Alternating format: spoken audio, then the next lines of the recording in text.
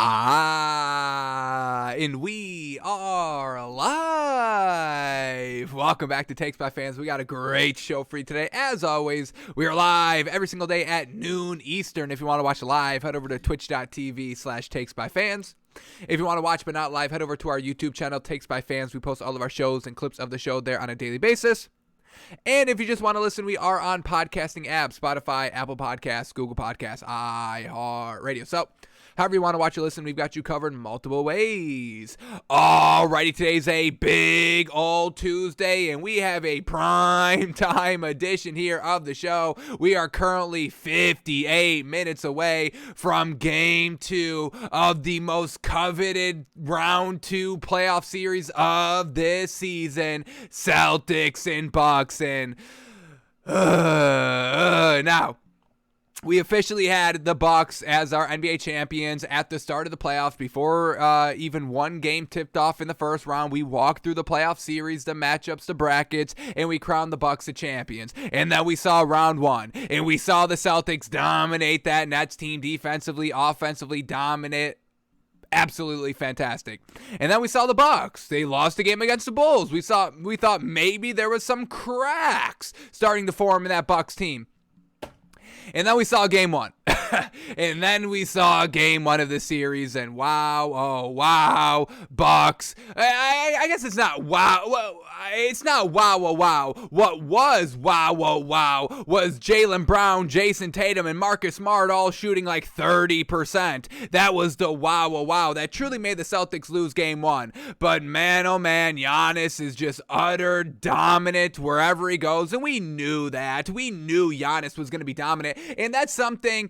Well, let me start to save some of this, folks. Let me save some of this for when we truly get into this matchup. We're 57 minutes away, and we're going to be betting the game. And we've got news here that just broke an hour ago. So much to talk about, but let's save it.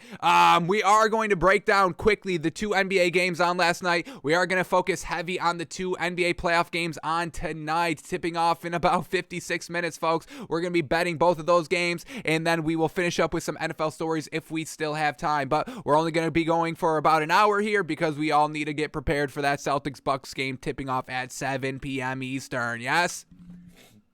So let's start it so we can finally get to talk about the Celtics-Bucks game 2 tonight, yes?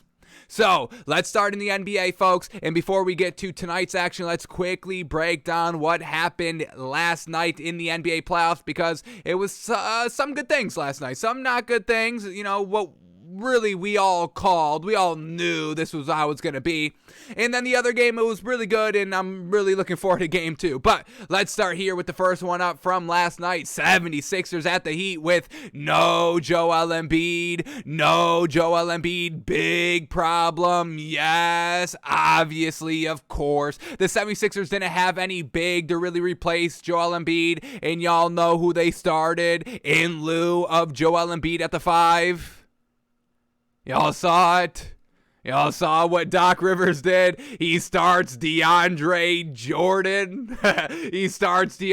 Now, I love DeAndre Jordan when he was in his heyday, the Lob City with the Clippers. That was prime DeAndre Jordan.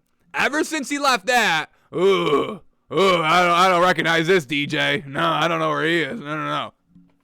So, Doc Rivers starts DeAndre Jordan. We know that they don't have really any other big. They had Andre Drummond, but they traded him, remember? And that was really, they gave up so much, folks. I don't understand why the 76ers gave up so much to get James Harden. Just trading Ben Simmons for James Harden, it should have been enough. We really need to get more information on that trade of, did the 76ers have to give up Seth Curry and Andre Drummond? Because that was all their depth. And now they're truly regretting. I know they're regretting trading away all their depth. We could have had Andre Drummond in the starting lineup here, and it would have been a great night. But instead, you have DeAndre Jordan at the 5, and we know he's not going to give you anything. It's unfortunate, but DeAndre Jordan had a very, very short window of goodness. I don't even know if I can go greatness on DeAndre Jordan, but he had a very good small run of goodness. But, you know, we know, and not every player can make a 10, 15 years. We know this. Those are outliers, and DeAndre Jordan is not an outlier here in the NBA. And then did y'all hear what Doc Rivers said after the game at his press conference after the game?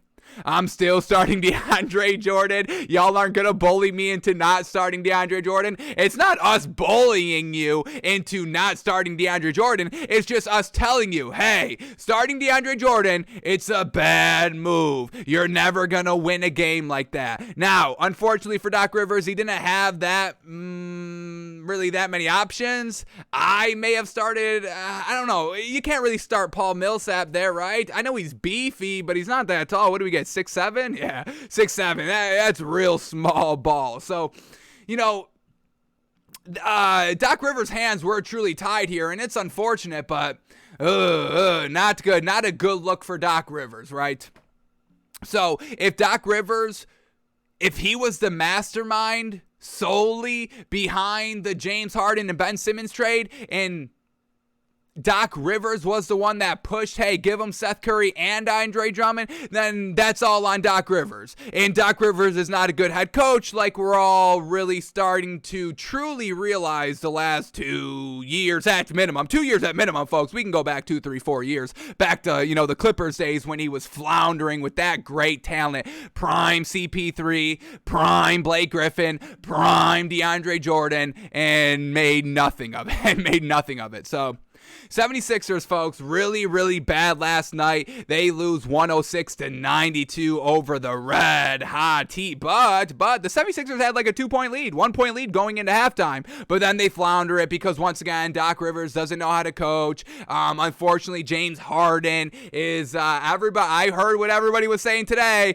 Everybody was getting true big-time deep digs into James Harden. I heard that he's washed. I heard that he's no spring chicken anymore. I heard that he can't be a number one anymore. I hear that he can't be a leader. I hear that he's old and he's slow and he's sluggish and all that. I hear that he's running away from being the one. Wow. A lot of charged, aggressive language on James Harden today.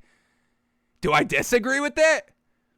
No. Do I agree 100% with everything? No, but I get it. I truly understand why y'all are saying that, absolutely, and I'm not going to push back on it. No, I can't push back on it. We can't have James Harden shooting, what he had 4 shots in the second half? The man shot 38% on 13 shots. We can't be having that with James Harden, given his other past bad, unfortunate, non-great, underwhelming playoff performances. There's a reason why James Harden doesn't have a ring, even though he's played with some of the greatest. Russell Westbrook and Kevin Durant, Chris Paul. I mean, he's been playing with great players, folks, and he doesn't have a ring to show for it. How truly unfortunate. So, everybody's eating James Harden alive, and once again, I'm not disagreeing with y'all. Once again, the 76ers, I really think Doc Rivers, this lineup, it's not great, obviously, because DeAndre Jordan's in there, but once again, he didn't really have that many options. But what I really wanted to see Doc Rivers do last night was put Tyrese Maxey at the 1 and James Harden at the 2. I mean, this really needed to be the game where James Harden was aggressive, where James Harden was driving to the rack, getting, his classic, calls and his and ones and all that. And we know they swallowed the whistle a little bit more in the playoffs, but we still needed some attempt at that. We needed to kind of see a glimpse of vintage James Harden last night, and we didn't get anything like that. We're getting new age James Harden, which new age James Harden is not good, folks. It's old and it's potentially washed, as y'all say. So, I really would have loved to see Doc Rivers put Tyrese Maxey at the 1, put James Harden at the 2, let Tyrese Maxey facilitate the offense because he can, folks. Remember, before the trade even happened, when James Harden got here in Philadelphia, it was Tyrese Maxey running the point, folks. He was the one facilitating the floor, and guess what? He was doing a hell of a job doing so, folks. This team was winning games before James Harden even got here. It's not that it was, this team was struggling big time. James Harden got here and wow, he turned around the team. No. It was Tyrese Maxey holding it down. So let Tyrese Maxey facilitate the floor. Let James Harden go manic and put up 30 shots this game. But they didn't do that. Once again, Doc Rivers, you've got to do something to show us that you're a good coach. Having this lineup and just sticking DeAndre Jordan in for Joel Embiid, we all knew that wasn't going to get it done, folks. And I apologize for no show yesterday, but we did bet 76ers Heat minus 7.5. And yeah, that was easy peasy money for us because why would we ever bet the 76ers without their best player? Of course we would never ever do that. So, big time disappointed overall last night in the 76ers and Doc Rivers. James Harden last night didn't do anything. 16 points. He had 5 assists and 9 rebounds. 2 of 7 from the 3. 38% on 13 shots. He took the third most shots. Why? Now, there was a little bit of a bright spot on the floor last night, and it was a little overshadowed by his lack of defensive production, I guess I should say, because he was still a minus 25 on the floor, not good. But Tobias Harris last night, 27 points on 61% shooting on 18 shots. That's who we really needed to step up last night, was Tobias Harris, to kind of be that number 3, a nice offensive producer to make up of the lack of offense with no Joel Embiid. And Tobias Harris had a really good game, 27 points on 61% shooting. Yeah, we'll definitely take that. But everybody else floundered. So let's shout out Tobias Harris a tad. He was the one who was aggressive last night shooting the ball. He was the one that was efficient. He was the one that put up 27 points. Tobias Harris, he's been getting a little bit of knocked in the media, and we've knocked him a little bit here on the show for his underwhelming performances this year of just at a 4 spot when Joel Embiid's in the starting lineup. Tobias Harris is the 4th option. And he couldn't really get it done as the 4th option here. But now, last night, the man tried his damnedest. It was just Tyrese Maxey and James Harden didn't show up. Unfortunate. So, we can give a little credit to Tobias Harris. Danny Green really needed him to be a little bit more aggressive shooting the ball. He shot 1 of 5 from the 3, only 5 points last night. And then Tyrese Maxey, 19 points, only 2 assists, 1 of 6 from the 3, 40% on 15 shots, nothing really moving the needle last night. And then, like always, there's no bench production here for the 76ers because, of course, there isn't, because Doc Rivers doesn't know how to get any beneficial play out of any of his role players or established superstars. Once again, Doc Rivers, I can see this man as a good coach, folks. Look at this bench. Shake Milton, 4 points. Paul Reed, 4 points. Georges Niang, 21 minutes, and this man was atrocious last night. 0 of 7 from the 3. The man only took 7 shots, missed every single one of them. Really needed Georges Niang to step up more and be efficient, but we couldn't get that. And then Matisse Thybulle only playing 15 minutes, 2 points, 3 shots, not getting it done. And then only playing Paul Millsap 5 minutes. Why? He's a little bit of your big. He's a little bit of your beef. Get that man a little bit more into the action. 5 minutes for Paul Millsap? I don't know. I really don't know what Doc Rivers is doing over here in Philadelphia, folks. This is an atrocious team without Joel Embiid. Joel Embiid is their lifeblood, all their energy, their main offensive producer, and he brings the energy to this team every single night. And they didn't have the energy, and they floundered in the second half, and the 76ers lose by 14 points, 106-92. Not good. Doc Rivers back on the hot seat where he truly belongs. All right, and then the Heat last night, a little bit of a rough finish of the first half. The Heat got out to a really good start. They were up big. It was going exactly how we all thought it would be going with no Joel Embiid for Philadelphia. But then the final maybe 5 minutes of the second quarter, the 76ers catch a little fire. They take the lead, head into halftime. But that kennel mentality is back for this Heat team, folks. Everybody locked up defensively. The scoring output was great in the second half, and that's why they ended up winning by 14 points last night. So shout out to the Heat that got really great production by everybody that really played. Once again, no Kyle Lowry, so Gabe Vincent at the 1. He had 10 points, 3 assists, 3 rebounds, 1 of 7 from the 3, not great. Max Strus, 5 points on 1 of 7 from the 3, not great either. But Bam Adebayo going crazy, thank goodness. Finally, we got a little bit of that Bam Adebayo game that we've been waiting for. Waiting in the first round of the playoffs, never got the Bam Adebayo game. But then last night, it finally showed up with no Joel Embiid.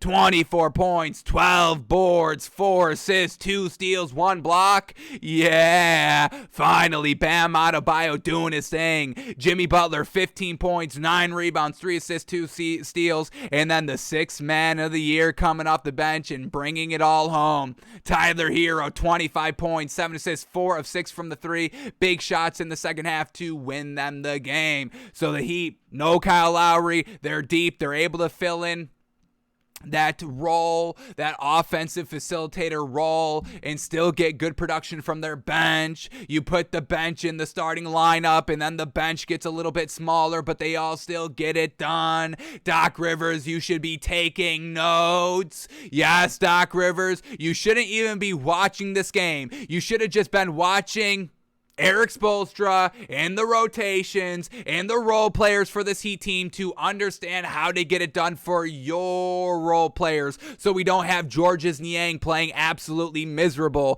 so we get something productive out of Shake Milton, and we get something productive out of Matisse Thybulle. But of course, we would never get that out of role players on a Doc Rivers-led team. So the Heat get a big ol' win. They win game 1 of this best of 7 series in the second round. Heat get the win, 106-92, and we are sounding the alarm on this 76ers team. We know Joel Embiid is out for game 2. Games 3 and 4 is where they're hoping he comes back, and they better be hoping the most anybody has ever hoped in the history of people ever hoping, folks. They need that man back desperately.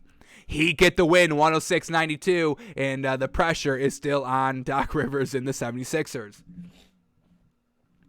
Alrighty, and then there was one more game on last night, and wow, here we go. We got the Mavericks at the Suns, and the Suns were able to close out. They won 121-114. Suns win by 7. We unfortunately over here took the Mavericks plus 6, and it was very, very close of cashing. If y'all had the Mavericks plus 6, y'all can blame the loss of the hit on Spencer Dinwiddie, who's been playing very, very well this entire year, but bricks a wide open corner 3. The game's over here, folks. 5 seconds left. Dallas down by 7. You just get a last shot. Let's hit the shot. Let's cash out with the plus 6, and let's move on to game 2. But Spencer Dinwiddie, look at this man wide open in the corner. Nobody closes out defensively because once again, the game is over.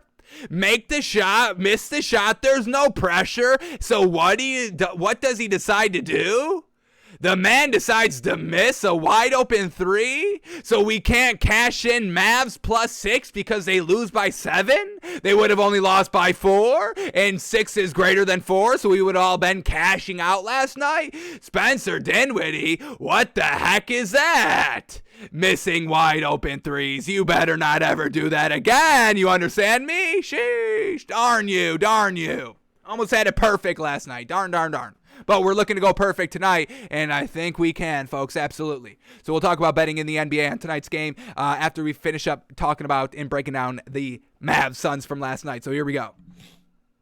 Let's start with the Suns since they ended up getting the win last night. Suns looked good. A little bit of a scare late in the fourth quarter because once again, the Mavericks, they're dangerous because they live and die by the 3. We all know the Mavs are going to be going on runs throughout the games of big 3-point shots in a row, falling and, winning momentum back.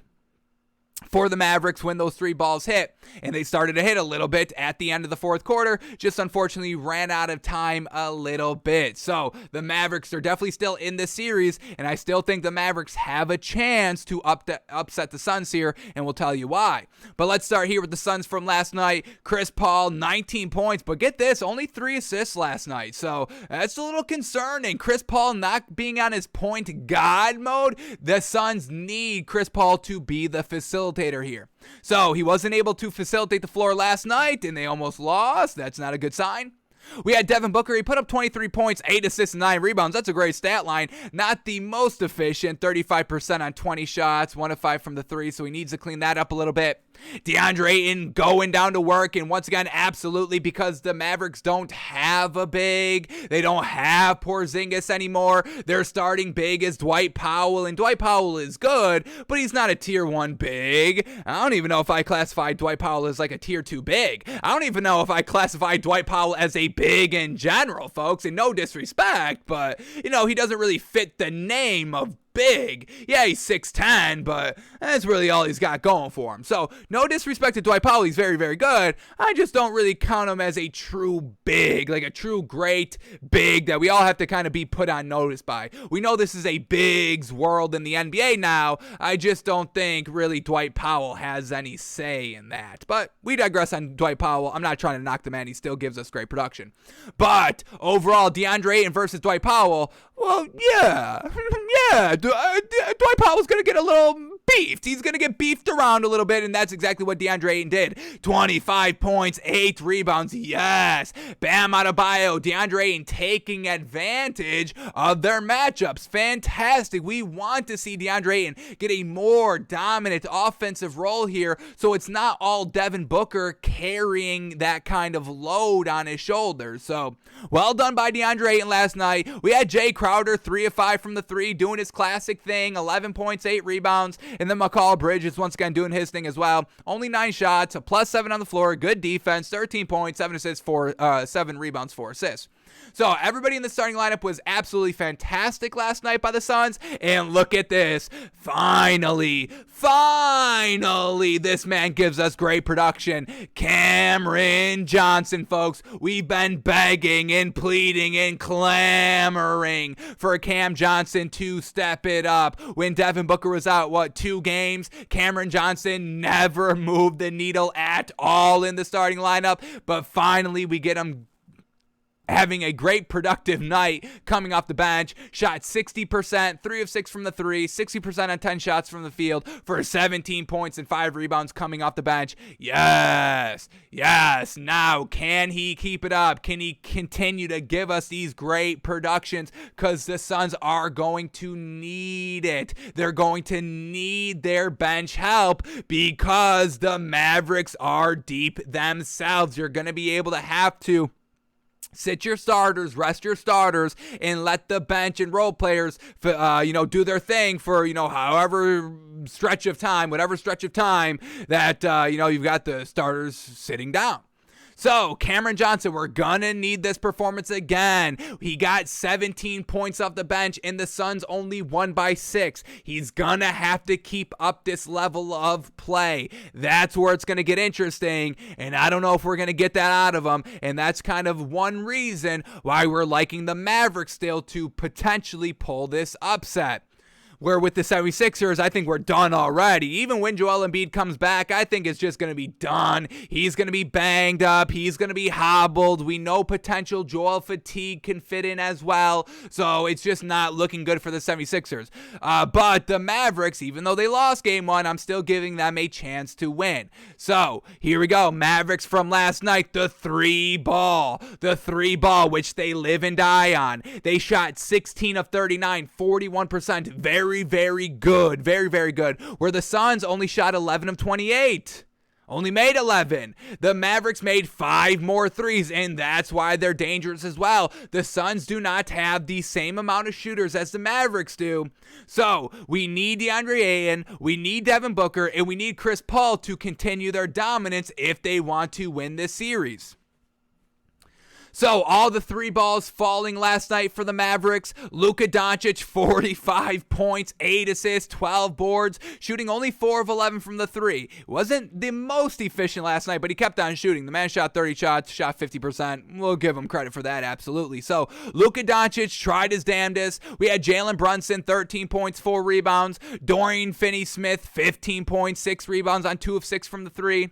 Reggie Bullock shooting 2 of 7 from the three for 7 points. And then Maxi Kleber off the bench. Wow, oh wow, what a performance by him. 19 points on 5 of 8 from the three. And then Spencer Dinwiddie coming off the bench, 2 of 4 from the three. Missed the spread clincher last night, unfortunately. 2 of 4 from the three for 8 points, 4 assists, and 3 boards. But overall, the Mavericks can shoot their way back into games. We saw that last night. The Mavericks can just blow you out by the 3 ball. We've seen that in the regular season. We've seen that before.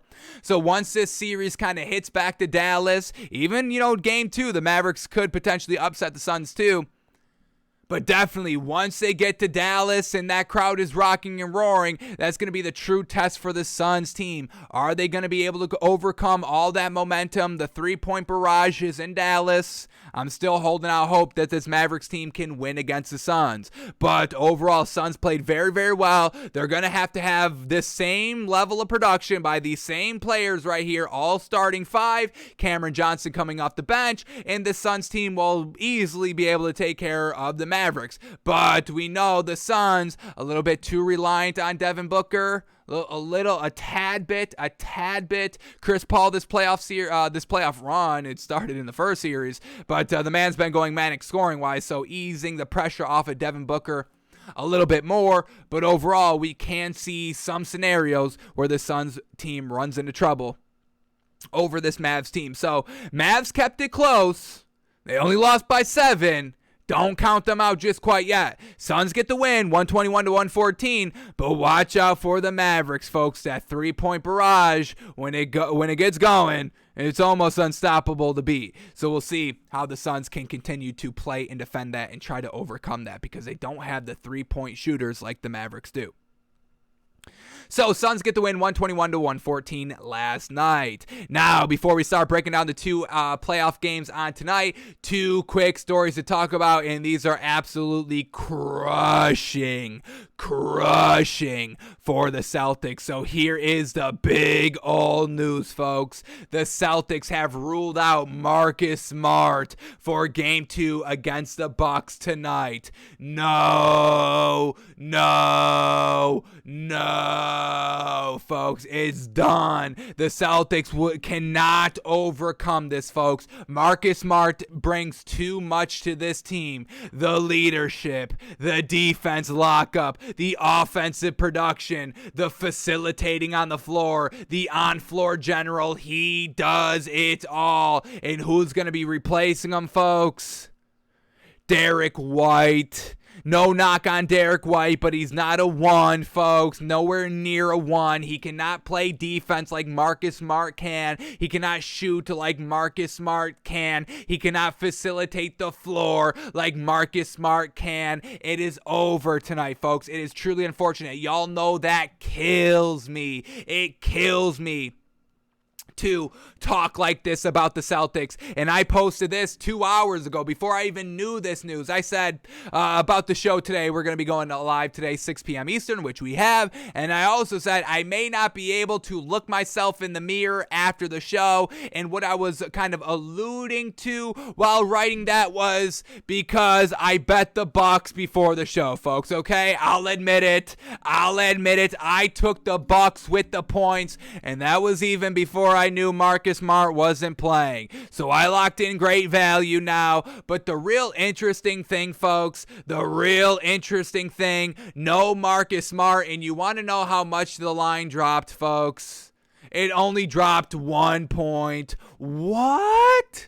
It was Bucks +5 before the Marcus Smart news. Marcus Smart not gonna play, and it drops to Bucks +4. What? Only 1 point? Are you out of your mind? Are you out of your gourd, Vegas? Now, I will give a little credit to Vegas by being super respectful for the Celtics team. That is something that I can give a little respect to for Vegas, for truly respecting this Suns team by still only making a -4. Even still made a -5, and that was the game 1 spread. Vegas is not flinching after what they saw in game 1. And I'm ready to flinch, folks, okay? And y'all know how big we were on the Celtics. We were talking all that noise. We were talking all that junk in the first round against the Nets, okay? That 4-0 sweep that we all knew was going to happen, okay? But then we, the Celtics, we were still on the Celtics. We switched our main prediction from Bucks winning the finals to the Celtics winning the finals. Y'all know we love the Celtics team. But here I am betting against them in game 2 because it's Giannis, folks. It's mother-loving Giannis Antetokounmpo, folks. He gets it done. And this is what I don't like. Because in the national media, folks, everybody's been downplaying Giannis. Like, Giannis hasn't done this before. Like, Giannis didn't just win Finals MVP. Like, Giannis just didn't put up 50 points in a closeout Game 7 last year. Like, the man is not on a repeat tour to repeat as champions. Everybody's underplaying Giannis. Like, everybody's like big bold take is like, Giannis is gonna get it done without Chris Middleton. Giannis can get it done without Chris Middleton. Giannis can raise his level of play to make up for no Chris Middleton. It's like, we all knew that. We all know Giannis is the new LeBron. We all know Giannis is the best player in the NBA. That's not a debate. That was never a debate this year. That's never been the debate. It's always been true. Giannis is the new young great superstar. It was LeBron, then it went to Kevin Durant, then it went to Steph Curry. It never really went back to Kevin Durant. Maybe for a hair split second it went back to Kevin Durant. But now it's Giannis. And it's going to stay Giannis until Giannis is done. Until Giannis exits the league whenever he decides to do so. Giannis is that dude. Giannis is the new potentially greatest of all time NBA player that we are witnessing live right now. And everybody in the national media is like, wow, this Giannis guy, y'all heard about this man? Y'all know the Bucks have this guy named Giannis, and he's absolutely really, really good? Did y'all know that he's going to be able to make up for the lack of production that Chris Middleton can't provide? He's going to be able to get it done. That's the bold take, that the Bucks win this series, that Giannis is going to go manic.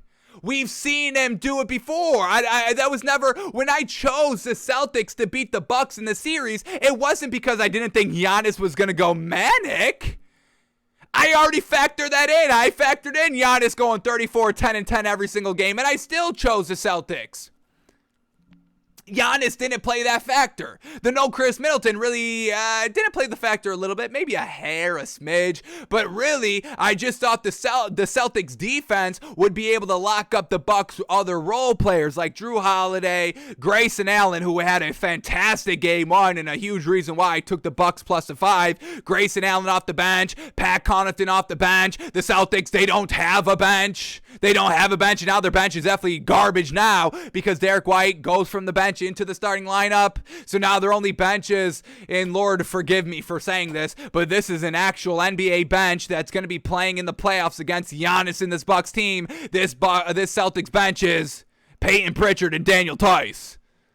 I want to vomit just having those words come out of my mouth. Hearing these words on the playback in my ears right now, I want to vomit still twice as hard.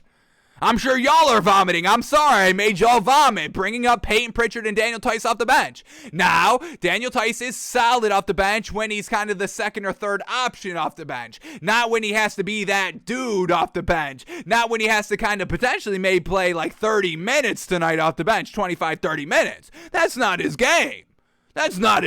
Even closely to his game. So, I love the Celtics, and I'm absolutely crushed. That there's no Marcus Smart tonight, folks, but we got to be smart here, folks. This is our money. This is Vegas we're trying to bankrupt. We're not trying to fund Vegas. Would we be clowns of funding Vegas? No. So we have to wake up a little bit, folks. We have to clear it up a little bit.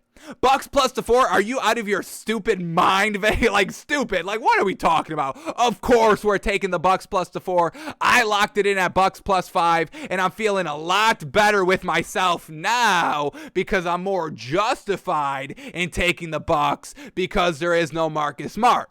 So I think I can look myself in the mirror after the show and feel good. I did a good thing. I did a good thing betting the Bucks today.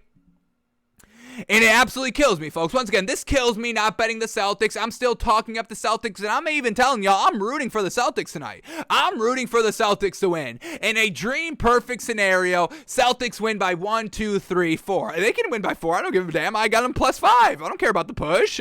Maybe if y'all are taking the 4, if y'all didn't get the great value, let me not be selfish. Bucks, Celtics win by 1, 2, or 3. I'll save that one for y'all, the 4-point win, so y'all can win too, right? So in a dream scenario, Celtics win by 1, 2, or 3 points. That's what I'm really rooting for. So I get a Celtics win, and we hit our bet. But folks, we got to be a little smart with our money here. Bucks plus the 4. It's just great value on the surface. Bucks with points. That's always going to be a great value. Bucks will not be getting points at home. I can almost guarantee that. And if they do, if they are, then once again, Vegas is just out of their gourd right now. We really shouldn't even be taking anything they say with any weight, because what the hell are they doing here with this spread? Drops 1 point, and I think on Score Mobile, folks, the 5 I got on DraftKings, but I think on Score Mobile, the line only dropped like maybe half a point. Like, it's not like major movement here like it really should be. The facilitator, the leader on the floor, the defensive lockup, and it only drops 1 point. Now they've got no depth on the bench. It just is not adding up to me. I would have sprung this all the way the other way, folks. I would have went like Bucks minus 3, and I wouldn't even be mad if it was like Bucks minus 7. And I know that's like a complete, that's like a 180. You can't call it 360 because that obviously means it's back to the starting point, but that's like it really should have been the biggest 180 flip. We know Vegas doesn't go too crazy from games 1 and game 2, even if their spread was truly off. They don't really overcorrect like that, but I wouldn't even blame them if they overcorrected. Like Bucks plus 5 game 1 to Bucks minus 7 game 2. That's a 12-point swing, folks. That's absolutely maybe almost unheard of. But I wouldn't even have minded it, folks. No, I can't do that. I can't even say this, folks. I was going to say, shall we bet the Bucks up to the minus 3 at plus 170, the highest we can go? I can't do that because I still want to kind of give some respect to the Celtics team. So our compromise here, folks, we're taking the Bucks plus the 4 tonight, folks. I can't pass up that value, folks, especially 100%, especially without Marcus Smart tonight. So, one time here just to make sure we're all clear on the ins and outs. For the Bucks, we get George Hill and Chris Middleton are still out, the usual suspects. And then for the Celtics, it's just Marcus Smart. But, folks, they're not deep. They're not going to be able to overcome no Marcus Smart tonight. It's going to kill me inside watching them potentially get blown out, folks. But it's just what it's going to have to be. We're going to have to try to suck it up today. We're going to try not to cry. I cried in game 1, folks. I'm not going to lie to y'all. I cried. I'm going to try not to cry here in game 2. And we can try to move on to game 3 when hopefully, potentially, Marcus Smart can be back. And the Celtics team could be at full force for a potential win on the road in Milwaukee. So the series doesn't get totally out of hand. But we got to take the Bucks plus 4 tonight, folks. It's the only real play tonight. Alrighty, and then we get one more game on tonight. We got Warriors-Grizzlies game 2. Warriors win game 1. Draymond Green gets ejected, and I've had a lot of more time to think about that. And the ejection, the flagrant 2, I think is justified. I was kind of on that early notion of, wow, how absurd was that? But the man smacked him in the face and then grabbed his jersey and like tugged him down. I mean, that's not that's not in the realm of basketball plays, folks. So the flagrant 2, I know it sucks. We're in the playoffs. Ejections should really never happen in the playoffs, especially round 2 of the playoffs when the matchups are better and it's more entertaining and we're getting better teams versus better teams. Should never never happen. It did happen, and it's unfortunate, but I do think it was kind of the right call. Now, it didn't matter because the Warriors still won the game. They still won with no Draymond Green. That's big-time energy and momentum for this Warriors team heading into Game 2, again on the road. And once again, this spread is not moving at all. Game 1, it was Warriors -2. Game 2, it's still Warriors -2. And that's exactly what we're going to be taking here tonight, folks.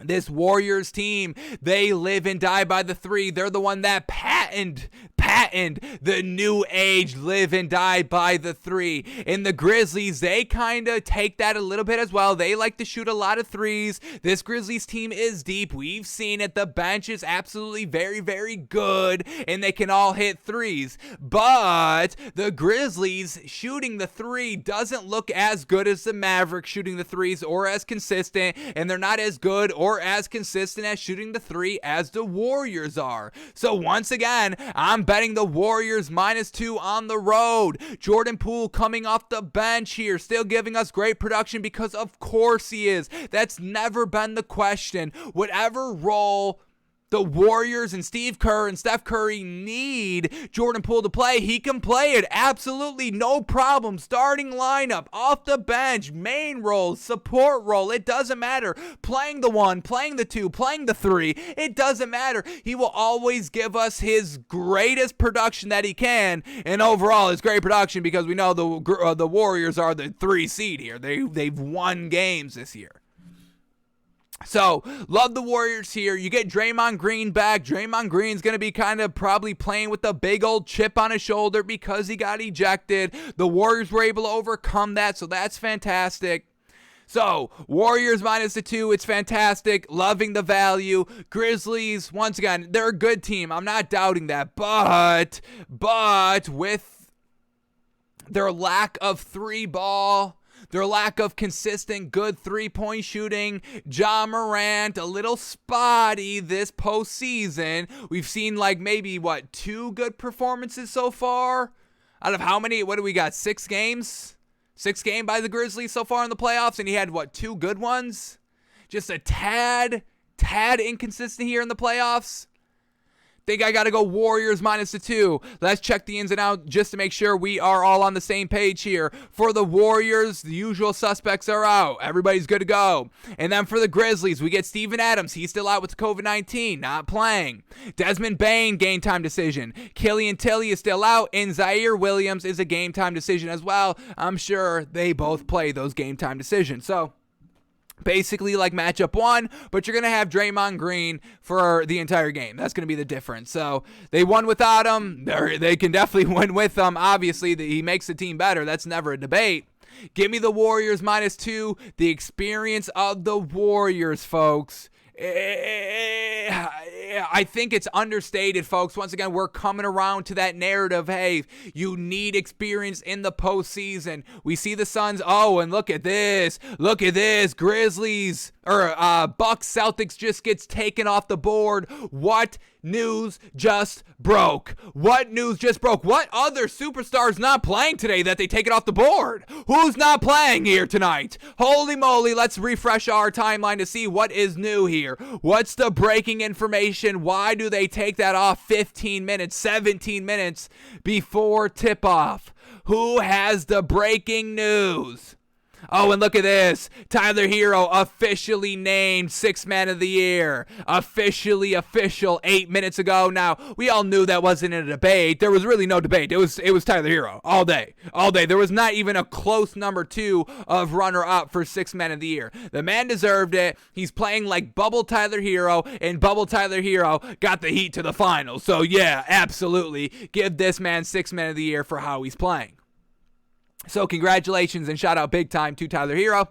But we're not seeing any Celtics information. I don't understand why they took the game off the board here. Can't bet it currently. One more refresh. Anything? Everybody's gushing over Tyler Hero. All right. Nobody's going to give us news on the Celtics? This game back on the board here? Oh, now it's back on. The hell was that? Vegas? Took it off for a second? Quick doubts? What's up? Did y'all hear the show and you were like, oh, we got to change it to Bucks -7? I would have gave y'all permission to do that. They didn't take it. They had the opportunity. They pulled the game off for a second. It's back on, and it's still Bucks +4. So we'll still be taking the Bucks +4. Absolutely. So, folks, 15 minutes away from tip-off of this Bucks-Celtics game, which hopefully doesn't make us cry because no Marcus Smart out here. Can't bet him. There's no value in the Celtics tonight, folks. Because even if the defense played as good as it did game one, even if Jaylen Brown and Jason Tatum shoot 80%, both scoring 30-plus points, it's still not going to be enough, folks. They don't have that other great score. Al Horford maybe can give us 15, maybe can give us 20 at max. Robert Williams is going to give us 10. If they may, and Robert Williams it can't be kind of your, let's, go down in the paint because they got Brook Lopez and Bobby Portis and Giannis. You're not going down in the paint. Absolutely not. So there's zero way for the Celtics to make up for the offensive production that Marcus Smart gives them. There's zero chance the Celtics win tonight, folks. And that kills me to say. Crushes me to say. Absolutely crushes me to say. But that's just how it has to be, folks. That's how it has to be. Once again, we are unbiased, unobjective, outside observers. I love the Celtics. I love what they did this year. It's so inspiring. It's great. Ime Udoka should have been coach of the year. Should have been. Unfortunate. But tonight, there's no value in the Celtics -4, folks. It's absolutely upsetting. It's upsetting, folks. I'm about to cry here. So let's move off this because I'm about to shed tears, folks. So one final time, this is what we're rocking with tonight. The Bucks +4 or 5 if you locked it in a little bit earlier tonight. Shout out to everybody that did that. Great value. Bucks +4 and the Warriors -2 still getting it done here in Memphis.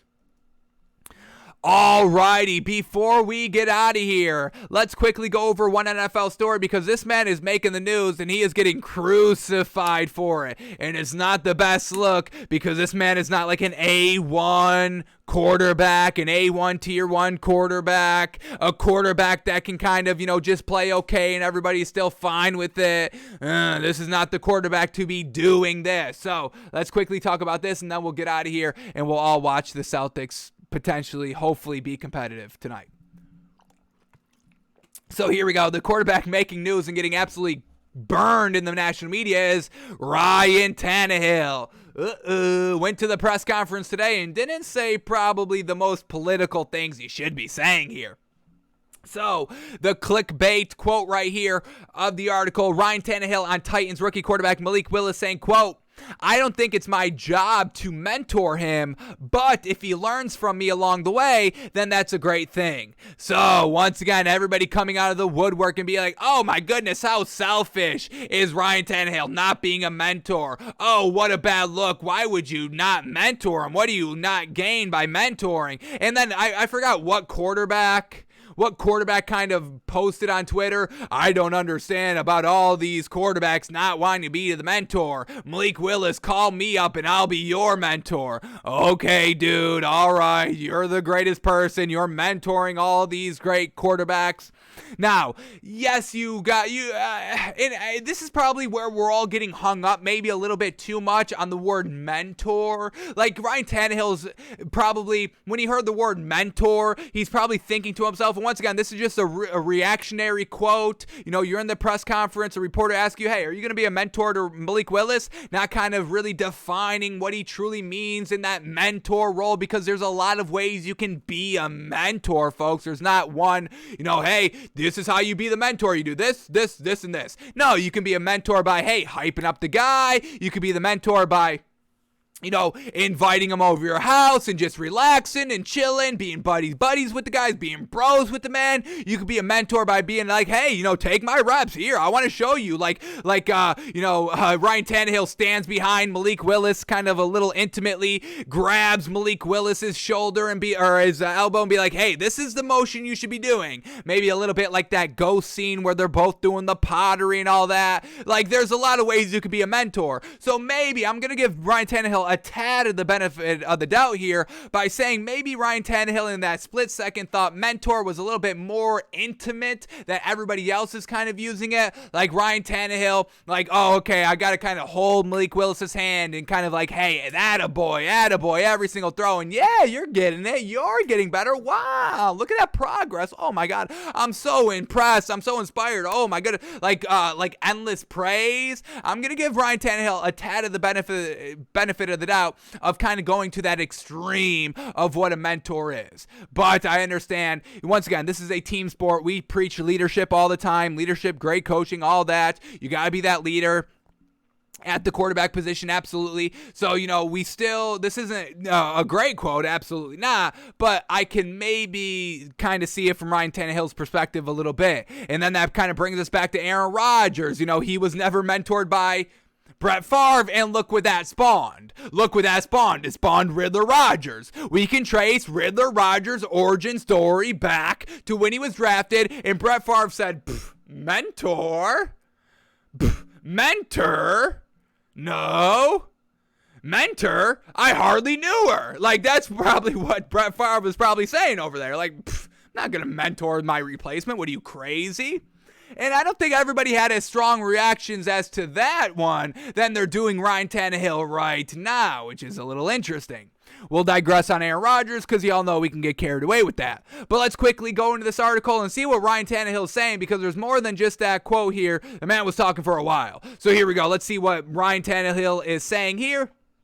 So let's read the first lead up. Here we go. With the 86th overall pick, Liberty quarterback Malik Willis became a Titan, and the clock started ticking on Tannehill's time in Nashville. Well, that's at least the logic with Tennessee's decision to select a quarterback with a high ceiling. And no, he doesn't have a high ceiling. He had 60% in Liberty, folks. 3% completion percentage at Liberty. Stop saying Malik Willis has a high ceiling, please. Can we all get off Malik Willis? I thought we were all off Malik Willis when he didn't go in the first round and Kenny Pickett was the first quarterback taken. Can we please be done with Malik Willis? He had one good throw at his pro day, and everybody's gushing over him and now saying he's got a high ceiling. I think that's a little overboard. A tad over. Not even a tad. It's overboard, folks. I'm telling y'all. It's overboard on Malik Willis. But let's get back to this. Well, that's at least the logic with Tennessee's decision to select a quarterback with a high ceiling and a need for some time to develop. Don't expect Tannehill to bend over backward to speed up the process for Willis. Quote here by Ryan Tannehill saying, quote, "We're competing against each other. We're watching the same tape. We're doing the same drills. I don't think it's my job to mentor him, but if he learns from me along the way, then that's a great thing." Now, this is where Ryan Tannehill loses that benefit of the doubt, because he says it right there. We're competing against each other. And Ryan Tannehill, once again, this man is an above average game manager. This is not a tier 1 quarterback. This is not Tom Brady, Aaron Rodgers, Patrick Mahomes, Josh Allen, Lamar Jackson, that, hey, they're going to win most of their games. They're going to look really, really good for the majority of the season. That's not Ryan Tannehill. And he lost Corey Davis last season. He's lost A.J. Brown this season. So Ryan Tannehill is probably in true panic mode. I've lost all of my weapons that made me look a little bit better. They're drafting my potential replacement, and now they all want me to mentor him. Ryan Tannehill may be losing his cool a little bit because he's feeling threatened. We've seen this Titans team get worse and worse and worse ever since Tannehill got here, led him to the AFC Championship game, floundered in that AFC Championship game, and then once again getting kind of like less and less far deep in the playoffs ever since that flounder in the AFC Championship game. So, Ryan Tannehill feeling threatened, and rightfully so, and this is not a good look, this is not a good color on Ryan Tannehill here, because he took somebody's job. He took Marcus Mariota's job without a competition. He really didn't compete. Ryan Tannehill didn't compete for that job. It was just Marcus Mariota was so bad that they had to move off of him. So Ryan Tannehill knows where he came from, knows he stole somebody's spot, and knows that feeling, knows what it looks like, and I think Ryan Tannehill is panicking big here. So not great there. We lose the benefit of the doubt on Ryan Tannehill. All right, here we go. Next lead up to the second quote. Let's not jump to conclusions here. Tannehill isn't giving Willis the cold shoulder, but it's understandable if Tannehill also isn't eager to help Willis take his job, saying, quote, I texted Malik right after we drafted him. I wasn't informed of that beforehand. Oof, that's not great. There's always got to be open communication between the organization and the quarterback, folks. We see all the time of, quarterbacks demanding trades, demanding more money once they feel a little slighted. Once again, Tannehill feeling threatened. They never told me this was the option. They never told me that, hey, we're drafting a quarterback, but don't panic because he's just a backup for potentially 2-3 years as he develops, and then we'll, deal with that when the time comes, but you got nothing to worry about for 2 years at minimum. They never told him anything like that, so that's not good. Ryan Tannehill's feeling threatened, folks. Not good. Says, quote, I wasn't informed of that beforehand, but it's the same thing with AJ, right? The team is going to do what's best for the best thing that they think is in the best interest of the team. I have no problems with Malik. We're looking to add talent and guys that can help us. We'll add him to the room and go from there. Yeah, we'll just add him to the room and we'll go from there. Ryan Tannehill trying to gloss over it like this man is going to be pushing him and kind of right behind his ear every single step of the way. Hey, I'm here now. Hey, they drafted me. Hey, you better kind of step it up a little bit because I'm here now. Psst, Tannehill. Hey, I'm here. Hey, I just wanted you to know. I'm right here. Tannehill, you forget? I'm still here. Tannehill, I'm right here. I'm here, Tannehill. So, Tannehill, jealousy's not a good look on you, my man. Not great. What else do we get here? Here we go. Next, lead up. It also stunned Tannehill, who has now watched his top 2 receivers depart in one offseason and will have to spend the next few months getting to know a receiving core headlined by veteran Robert Woods, Burks, fellow rookie Kyle Phillips, and returning pass catcher Nick Westbrook-Akeen. Tannehill says, quote, I was shocked. When I first found out, I'm like, this isn't real. This isn't happening. It's a rumor. And then I talked to AJ and found out it was real. I slept terrible that night and kept thinking it was just a bad dream, but that's where we're at. Wow. Tannehill out of the loop. Mike Vrabel earlier this offseason said, as long as I'm the head coach, AJ Brown isn't going anywhere. This is starting to be the downfall of the Titans. Once again, folks, it is extremely hard to be good for more than like a 4-year stretch, folks. We talk about that all the time. 4-year stretches. That is great in the NFL. If you get one great 4-year stretch out of your career, the organization on a dynasty, that is a success, folks. Making it past that 4-year stretch is increasingly difficult. Russell Wilson is learning that. First 4 years in the league, 2 Super Bowl appearances, 1 win. Ever since then, never back to the big game. Patrick Mahomes, first 4 years, 2 Super Bowl appearances, 1 win. Now kind of on that outside of the 4 years, and we see him getting tossed and bounced in the AFC Championship games. 4-year windows. Ben Roethlisberger had 2 really good 4-year windows for 2 different Super Bowls. Tom Brady, he is the exception to the rule. He did a 15-year stretch, no problem. 4-year windows, and this Titans 4-year stretch is basically running out this season, and we're seeing it crumble in real time right here. Tannehill's upset. Tannehill is feeling threatened. Tannehill is out of the loop. They're releasing all the receivers, and now Tannehill is like, what am I supposed to do? Who's supposed to make me look good? I think the Titans are done, so folks. As long as they have Derrick Henry, they'll still be okay, but woof. This is a big woof over here, folks. Not looking good for the Titans heading into next season, or really the future in general, because I don't think Malik Willis is panning out either. And now you've got 2 non-good quarterbacks that really can't win you the big game. So this is not good for the Titans, folks. I'm telling y'all, this is the start of the downfall here. This is where it all crumbles, and this is where the Titans are no longer in that elite category and an ever increasingly difficult AFC division, folks. AFC conference. The Bills, the Chiefs, the Ravens, the Dolphins, the potential Patriots, the Chargers, the Raiders, folks. The list goes on, and the Broncos. How do we forget, folks? The Broncos. It's done with the Titans now. It's unfortunate, but Hopefully Derrick Henry can get traded, because I don't want to see that man just not be in the playoffs and have his career go to waste because he is the best running back of all time already. But we digress on that.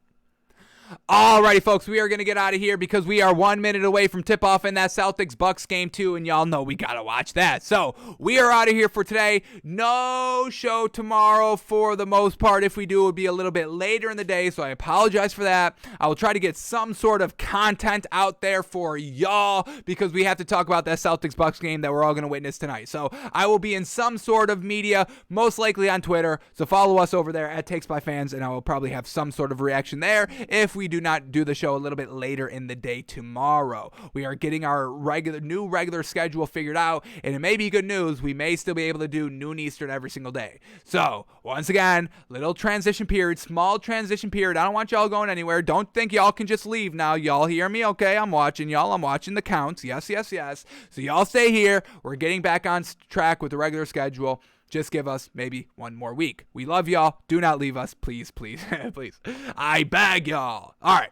So we're out of here. Have an absolute great one, and hopefully the Celtics can somehow pull it out, win by 1, 2, or 3, so we can cash in Bucks 4 and 5, plus 4 and 5, while also the Celtics winning. Alrighty, folks. Have an absolute great one, and we will see you maybe tomorrow, folks. I hope tomorrow. I got to see y'all tomorrow. I'll see y'all in some form. I'll see y'all. You'll see me. We'll talk tomorrow, folks. Yes? Sound good. Alrighty, folks. Have an absolute great one. We are out of here.